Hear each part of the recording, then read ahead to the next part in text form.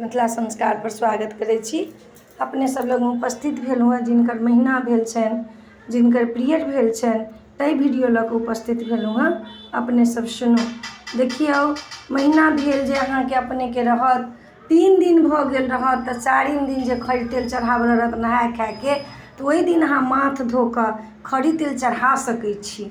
आ नहीं तऽ 2 दिन भऽ गेल रहत आ तेसर दिन रहत नहाय खायके, तऽ ओहू दिन अहाँ माथ धो कऽ खरी तेल चढ़ा सकै छी आ चूड़ा आ दही चढ़ा सकै छी।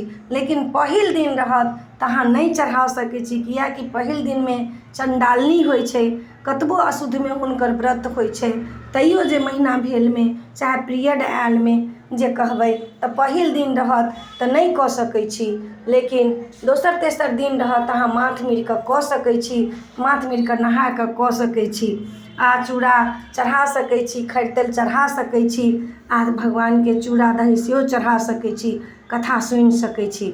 बच्चा जिनका छनि पेटमे आब 2 महीना 4 महीना 5 महीना 6 महीनाके छथिन तऽ हुनका लेल निषेध छनि, पानि पीबऽके तऽ नहीं छै, लेकिन जहन नहीं अरेतै तऽ थारीमे पानि धऽ कऽ आ जेना माल जाल पानि पीबै छै तेना पानि पीबऽ पड़ै छै। जिनका बच्चा छै, पूर्णमासके छै, हुअवला छै, आब हुनका नहीं अरेतनि तऽ एना कऽ थारीमे पानि धऽ कऽ आ जेना माल जाल पानि पीबै छै तेना मुँह लगा कऽ पानि पीबऽला हेतनि।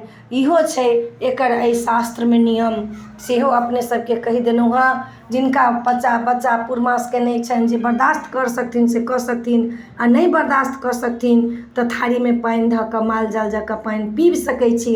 एहिमे जे शास्त्रमे जे छै बच्चावालीके जे बहुत बीमार छै, जितिया नहीं छोड़ि सकै छै, ओकरो लेल थारीमे पानि धऽ कऽ माल जाल बनि कऽ पीबि सकै छी, बर्दाश्त नहीं हैत तऽ। एहिबेर तऽ ओना 24 घंटाके व्रत अइ, सबेरेसँ लऽ कऽ सबेरे उदय हेतै आ पारण कऽ सकै छी। तऽ अपने सबके महीनावला, पीरियडवला, बच्चावला और बीमारवला ई वीडियो धऽ देलहुँ हँ। नीक लागत तऽ चैनलके सब्सक्राइब करब, लाइक करब, कहऽके नहीं बिसरब। जय मिथिला, जय माता जी।